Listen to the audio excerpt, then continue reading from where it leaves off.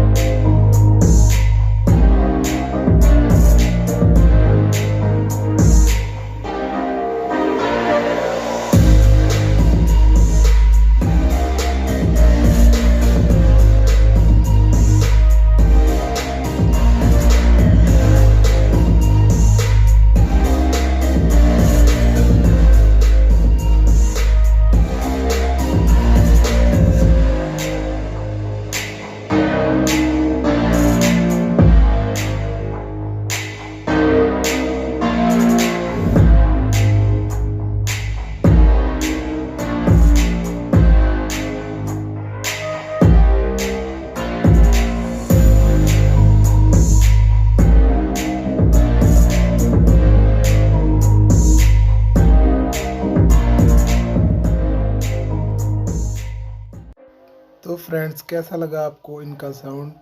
और मेरा तो ये फेवरेट सिस्टम है, क्योंकि ये THX सर्टिफाइड है। THX सर्टिफिकेशन इतनी आसानी से नहीं मिलती, कुछ कंडीशंस होती हैं जिनको पास करना पड़ता है, फिर ही THX सर्टिफिकेशन मिलती है।